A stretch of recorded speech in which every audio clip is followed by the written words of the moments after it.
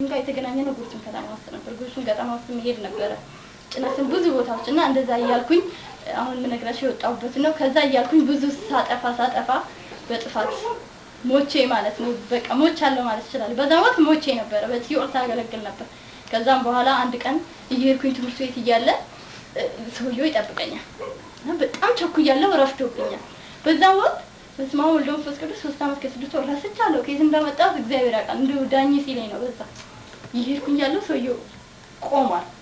ቀና ብያቸው እንደገና ጎንበስ ብዬ ቶሎ ረስቼዋለሁ። በዛም ወይ በስመ አብ የለም ጠፋ። በጣም ደንግጬ ቶሎ ሄድኩና ወደ ትምህርት ቤት ወደ ቤት ተመልሼ ደፍተሬን ጫርቄ ሄድኩኝ። አንድ አገልጋይ አለ። እባክህ ወንድሜ እኔ ያ ምን እነግራቸው ነበር እሱ እንደማገኘው ስነግራቸው ወንድምሽ ነው ሊያጽናናሽ ነው ስለሚሉኝ እባክህ ወንድሜ እንደዚህ አይነት ችግር ገጠመኝ ስለው ተመስሎ ሰይጣን ነው አለ። በሰፋ እውነት ነው አልኩና ጸልዬ ሲሄድ ባይ ከዛን ጊዜ ጀምሮ እየታለ ሰውዬው የለም። ቸርች ውስጥ በፈልገው እንደሱ አይነት ሰው የለም። መንገድ ላይ የለም አጣው። በጣም ደነገጥኩና እንዴት በስመ አብ ስል ሊጠፋ ይችላል? ሰይጣን ነው ማለት ነው እስከዛሬም እየጠበቀ የሚያነጋግረኝ። እንዴት ጭንቅላቴ ይሄ በቃ በጣም አስጨነቀ። ለምን በአንድ ነገር በጣም እጨነቅ ነበርና ተጨነቅኩ። ከዛ በኋላ ቤት ቀረው። በቃ አልሄድም፣ ቸርች ፕሮግራም አልሄድም። ደህንነት ማስተምራቸው ልጆች ነበሩ፣ እነሱን አላስተምርም። ለትንሽ ጊዜ እረፍት መውሰድ አለብኝ። ራሴን ያመኝ ጀመር አልኩና ቀረው። ትምህርት ቤት ግን ይሄዳል። ትምህርት ቤት ልክ እዛ ጋር ስደርስ የሆነ ስሜት ይሰማኛል። በጣም እፈራለሁ። በቃ ዝም ብዬ አልፌድና ክላስ ውስጥ ቁጭ ብዬ የማስበው ስለጠፋው ሰውዬ፣ ቤት ቁጭ ብዬ ስለጠፋው ሰውዬ ነው የማስበው። ትምህርት ቤት ተባረርኩ። መጨረሻ ልጅ እረፍት ያስፈልጋታል። ሰልፍ ላይ የምታስበው ሌላ፣ ትምህርት ክላስ ውስጥ ስትጠይቅ ጥያቄ መመለሳችን 2 ዓመት ነው ትምህርት ቤት ያቋረጥኩት በእነሱ የተነሳ። እረፍት ያስፈልጋታል ብለው ትምህርት ቤት ተጻፈልኝ። መሸኛ ሂጂ ተባልኩ። ይዤ ለእናቴ ምን እንደሆነ ያንን እንኳን መሸኛ ባይገርማችሁ ምን እንደሆነ አላነበብኩም። ከዳይሬክተሩ ላይ ተቀብዬ እሺ ምንም ብዬ ወጥቼ ለእናቴ ምንድነው ስትለኝ እኔ እንጃ የምን መጥሪያ እንደሆነ ስታነበው ልጅሽ ትንሽ ስለሚያማት ጭንቅላት ነው ያምሻል እንዴ ምንም ስትል ዲና ያመኝም ታዲያ እኮ እንዲህ ነው የሚለው። እባክሽ ዝም ብሎ ነው አልኳት። ቤት ውስጥም ስታይ አንዳንድ ሁኔታዎች ላይ ብቻዬን ማውራት ጀመርኩ። መሳቅም አለ ምን ጸሎትም ቀረ፣ ሳቅና ወሬ ብቻ እና እያልኩኝ ምን አለበት ጌታ አንድ ቀን ምን አለበት ሁለተኛው ነገር ምን አለበት ብታሳየኝ ዛሬ ስህተት ገብቻለሁ። አንዱ ነው ግን አልተመለስኩም። እንግዲህ እግዚአብሔር ለዚህ ያናገረኝ ስህተት ገብቻለሁ ነው ለዚህ እባክህ ጌታ ያ እንቺ ማለት ሁለት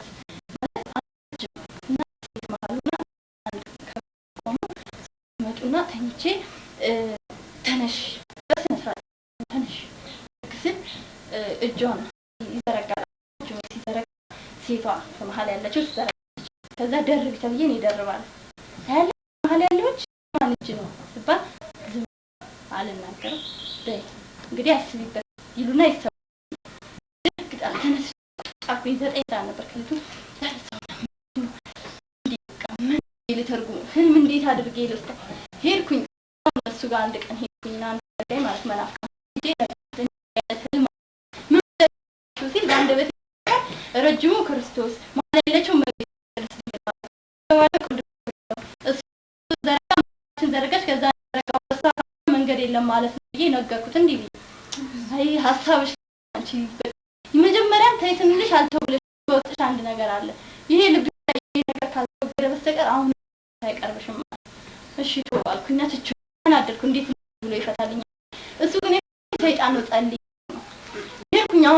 አሁንም እንደገና እንደዛው በማግስቱ ረጅም መንገድ ያሳየኝና ጋር ነው ለብዶ ጡም ያደርገው ወድብስ ነገር ያሳየኝና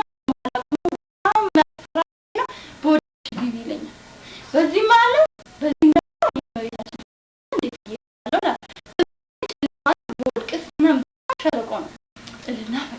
ተጨንቄ በሁለት ማገባም እንዴት አሁንም ያን ስነግራቸው ጸልይ ጨርሻ ቆይኝ ለአያቴ ነው አያቴ ጣልቶኛል። በቃ ጴንጤ ሲባል እንዳታናግረኝ እንዳላያት ብሏል። ሩቅ ለሩቅ ነው የምገባው። ሄድኩኝና እንደምን ብዬ አዎ አባዬ ምን መሰለህ ህልም አይቼ ነው ንገረኝ ደግሞ ዛሬ እኔ ጋር መጣሽ ሂጂ ከፍቴ እንዳለሽ ቆይ ልንገርህ ቆሜ በርቀት ነው እንደዚህ አይነት ህልም አየሁ ስል እግዚአብሔር ሊመልስሽ ነው አለ። እውነት ሁሉ አልኩኝና ተነስቼ ሄድኩኝ። አሁን እንዲሁ በምን አለ በሁኔ በተምን አለ ክርስቶስ በሁኔ መጥቶ በቃ መንገድ በመቤታችን ነው ቢለኝ ትንሽ ነው አንፈልገው ነው ፊትም ወዳታለሁ አልጠላኋትም። ምስክር እንደዚህ ሰበካ እንኳን ሲሰብካቸው አንዳንድ ልጆች ጸባይ ነው ያውቃል። እመቤታችን አታማልድም ትሉ የለ እንዴ ሲሉ ተውት በቃ ታማልዳችሁ አታማልዱ ሁለቱንም አይደለም ተውት ጨርሻለሁ ብዬ ትቻቸው ላሳምናቸው ስል አውቀው እንደዛ ይመጡና ያስለፈልፉኝ ላሳምናቸው ስል ቆይ እመቤታችን ሲሉ በቃ አቁሙ ብዬ ተነስቼ ነበር የምሄደው። ቅዱሳኖችን አልቃወምም እንትን አለም ለዛም ነው የተመለስኩት እንጂ እንደኔ መጥፋት አልመለስም ነው። ከዛም በኋላ እንደዛ እያልኩኝ በጣም ተጨነኩኝ። ቢያንስ 6 ወር ያህል 6 ወር ያህል ደግሞ እንዲሁ ወይ እብዳ ይባል ወይ ጤነኛ ይባል በመሃል በቃ እንዲሁ ስዋዝቅ ነበር። መጨረሻ ላይ እግዚአብሔር አምላክ ይመስገን አንድ ቀን ቁጭ ብዬ እሳት አነዳለሁ ውጭ። አሁን ፍያኩን ጨንቆኛል በጣም ስራ ሁሉ ጠልቻለሁ። ቤቱን ምናምን አጸዳለሁ ብዬ እናቴ ስራ ሄዳ 6 ሰዓት ስትመጣ ወይ አልጋ ሳነጥፍ እባክሽ ምን እየሰራሽ ነው የምትይው? ቁጭ ካልኩ አልነሳም ከአንድ ቦታ በቃ ሳስብ ሳላስበው ነው ሰዓት የሚሄድብኝ። እና የዛን ቀን እሳት እያርገበኩ መቼም አታመጣውም እዛው ትቆይበታለች እናቴ። መሽቷል 1 ሰዓት ተኩል አካባቢ ነው። በጣም ረጅም ነገር ከበደኝ ከኋላዬ ነው። ነው በስመ አብ እሱ በኢየሱስ ምናምን እያልኩኝ በቃ እዛው ወዛወዛ እንዴት ልዙር? መጨረሻ ላይ ዞር ብዬ ሳይ እጅ ላይ ተጻፈ ነው ብርሃኑ እጅ ላይ ተጻፈ ነው። ምንም አይደለም እማምላክ የሚል ብቻ በቃ አየው። እንዴት ሳቱላት በጣም አለቀስኩኝ። ከዛም በኋላ እንዴት እንደዚህ ሊያሳይ አሁን ለማንም አልነግርም ይችላል ህልም አልኩኝ። ቅዱስ ሚካኤል ቤተክርስቲያን ሄጄ ንስሐ አባቴን እንዳላናግራቸው ንስሐ አባቴን ጌታን ተቀበሉ ያሳዋክባቸው ስለነበር ጣልተውኛል። እቺ አሁንም እንደዛው ሊሉ ማንንም በቃ ሁሉም ከተጣልቻለሁ ከሁሉም ጋር እና በዛ ምክንያት ለማንም አልነግርም ብዬ ዝም አልኩኝ። ሳቱን አስገብቼ ገብቼ ምን ታይት አለቀስኩ። ለምን ታለቅሻለሽ አለችኝ እናቴ። አሁን እኔ እኮ አሞኛል ችግሬን አልተረዳችሁልኝም በጣም አሞኛል አውቃለሁ ሰሞኑን ተለውጠሽብኛል እቺን ወር በአጠቃላይ እንደውም ሌላ ሰው ሆነሻል አለች። በቃ ስለዚህ የሚያስፈልገኝ ነገር እናንተ ናችሁ የምታውቁትና ወሰዱኝ ጸበልም ሆነ አልኩና ጸበል ግን አልፈልግም አልኳት። ለምን ስትለኝ እንደዚሁ አልፈልግም ካልኳት በኋላ 15 ቀን ያህል በቃ ጭንቀት አበዛ። በቃ ማበድ ሲጀምር እናቴ መጨረሻ ላይ ይዛኝ ጸበል ሄደች። ኪዳነ ምህረት ሐረር ነው ጸበል የተጠመኩት። እዛ ሄጄ ስጠመቅ ምንም ለውጥ አሁን 7 ቀን 6 ቀን ተጠምቄ በሰባተኛው ቀን ልሳን ተናገርኩ። እዛ ስናገር እቺ ልጅሽ ጴንጤ ነበረች ወይ ብለው እናቴ ሲጠይቋት አዎን ትላለች። ልሳን ተናገረች። ቅድስት አርቃዱስ ጠርተው ነገሩ እንዴ አድምጩ ምናምን ብሎ ሲል አላመንኩም። የምናገረውን ነገር ስለሆነ እንዴት ሊሆን ይችላል የእግዚአብሔር መንፈስ እንጂ እኔ ላይ አልኩስ መንፈስ የለም ብዬ እንደገና መከራከር ነበር። በዛም ጭንቀት አይደለም እንደዚህ ነው ምናምን ሲሉ ስል አሁን ደብል መሆን አለበት ተባለና 8 9 10 እስከ 12 ድረስ እየተጠመኩ እያለ እንደዛው መንፈሱ ልሳን እየተናገረ አሁን አንድ ቀን በ16 ኪዳነ ምህረት ሐረርን ካወቃችሁት ጀርባ ያለው ምን ያህል ገደል እንደሆነ እናንተ ታውቁት። በጣም ሩቅ ገደል አለ፣ ጨለማ ነው፣ ምንም አይታይ።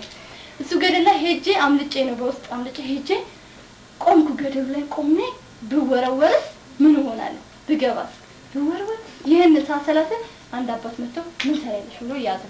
እንዴት እንደያዙኝ በጣም ተናደድኩ። ለምን ይዙኛል? እኔ እየተጫወትኩ ነው። በገደል ጨዋታ የለም አምልጠሽ መሆን አለብሽ አንቺ ብለው አስገቡኝ ውስጥ። ከዛ የዛን ቀን ተይዤ ታስሬ ስጠመቅ ወይኔ ያስመለጣችሁኛል። እና በጣም ብዙ አጋንንቶች ናቸው። ግን ዋናው ሌላ ይሰራ የነበረው ቤልዚቤል የሚባለው አጋንንት ነው። እና ቤልዚቤል ነኝ አማቱ ከሰራቸው አማቱ